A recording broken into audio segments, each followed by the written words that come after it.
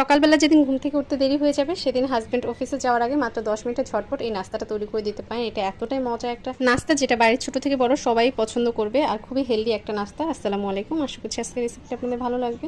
যদি ভালো লাগে অবশ্যই একটা লাইক দিবেন এবং আমাকে সাপোর্ট করার জন্য আমার ভিডিওটা বেশি বেশি শেয়ার করবেন। নাস্তা তৈরি করে নেওয়ার জন্য প্রথমে আমি নিয়ে নিচ্ছি একটি ডিম, এরপর দিয়ে দিচ্ছি পরিমাণ মতো চিনি। মিষ্টিটা আপনাদের পছন্দ অনুযায়ী দিয়ে নেবেন। আমি এখানে 2 চামচ পরিমাণ চিনি দিয়েছি। দিয়ে দিচ্ছি হাফ কাপ পরিমাণ লিকুইড দুধ। এটা আমি আগে থেকে জাল করা দুধটা দিয়েছি। আপনারা চাইলে পাউডার মিল্কটা লিকুইড মিল্কে পরিণত করে দিতে পারেন, চাইলে চিমটি পরিমাণ লবণ দিতে পারেন, তবে আমি দিচ্ছি না। এবার এটাকে একটা সাইডে রেখে দিয়েছি আর এখানে নিয়ে নিচ্ছি 3 পিস ব্রেডটা একটু কেটে নিচ্ছি। এরপর এর বর্ডারগুলো ছাড়িয়ে নেব। চাইলে এরকম বর্ডারটা না ফেলে দিয়েও তৈরি করে নিতে পারেন, তবে আমি বর্ডারটা ছাড়িয়ে নিয়ে তারপর নাস্তাটা তৈরি করে নিচ্ছি। একটা ছুরির সাহায্যে এর চারপাশে যে বর্ডারটা ছিল সেটা ফেলে দিচ্ছি।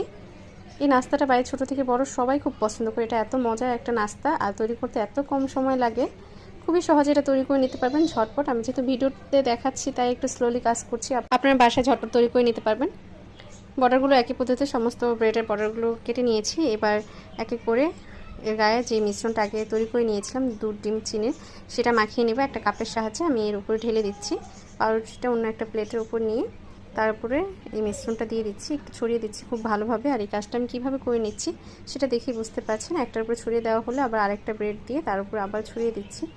খুবই সহজ পদ্ধতি। একটু ভালোভাবে দিচ্ছি যাতে প্রত্যেকটা সাইডে খুব ভালোভাবে লাগে। 3টা রুটি আমি একের উপর একটা দিয়ে তারপরে এর সমস্ত সাইডগুলোতে লাগিয়ে নিচ্ছি একটু হাতের সাহায্যে। পাশে যে অংশটা আছে সেখানেও লাগিয়ে নিচ্ছি। এভাবে সমস্ত সাইডে লাগিয়ে নেওয়া হয়ে গেলে এটাকে ভেজে নিব। ভেজে নেওয়ার জন্য চুলাতে 1 টেবিল চামচ পরিমাণ ঘি দিয়ে নিয়েছিলাম। ঘিটা যখন গরম হয়ে গেছে সেই পর্যায়ে ব্রেডটা এর মাঝে দিয়ে দিচ্ছি।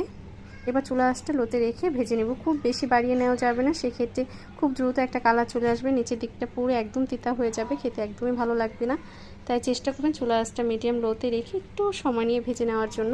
এতে করে যেহেতু আমরা ডিমটা ভিতরে দিয়েছি সেটাও ঠিকঠাকভাবে কুক হবে, খেতে ভালো লাগবে এবং কালারটাও অনেক সুন্দর। দুধ ডিম চিনির যে এক্সট্রা যে মিশ্রণটা ছিল সেটাও আমি এর মাঝে দিয়ে দিলাম।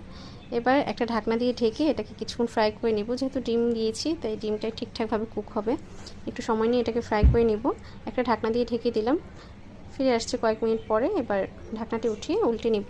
যেহেতু এই পর্যায়ে রুটিটা এখন অনেকটাই নরম আছে তাই একটা হাতলের সাহায্যে এটা উল্টে নেওয়া যাবে না। আমি 2টা হাতলের সাহায্যে উল্টে নিচ্ছি একটা চিমটার সাহায্যে। আর দেখে বুঝতে পারছেন একটা পাশ খুব সুন্দরভাবে ভেজে নেওয়া হয়ে গেছে। এই একই পদ্ধতিতে আমি সমস্ত সাইড ভেজে নেব। 2টা হাতলের সাহায্যে এরকম ধরে ধরে সবগুলো সাইডে আমি সুন্দর করে ভেজে নিচ্ছি। এতে করে এটা খেতে অনেক বেশি ভালো লাগবে। যখন প্রত্যেকটা সাইড সুন্দরভাবে ভেজে নেওয়া হয়ে যাবে সেই পর্যায়ে উপর থেকে একটু সুগার সিরাপ দিয়ে দিচ্ছি। আপনার চাইলে হাতের কাছে হানি থাকলে সেটাও দিতে পারেন, এতে করে খেতে ভীষণ ভালো লাগে আর উপরে লেয়ারটা অনেক বেশি সফট থাকে, খেতে ভীষণ মজা লাগে। এই তো ঝটপট আমার নাস্তাটা তৈরি হয়ে গেল। আশা করছি আজকের রেসিপিটা আপনাদের ভালো লেগেছে। যদি